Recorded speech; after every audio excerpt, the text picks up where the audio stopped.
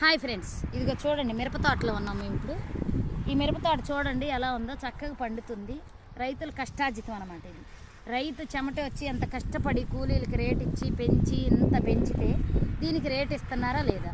ఇది గుంటూరు జిల్లా పిరంగపురం దగ్గర ఈ తోట అండి. ఇక్కడ పండిన పంట ఎక్కడికో వెళ్తుంది, మిర్చి పంట ఎక్కడికి రాష్ట్రాలు దాటి వెళ్తుంది. మన గుంటూరు కారం అంటే అబ్బా భలే పేరు. కష్టం ఎవరికి తెలియట్లేదు.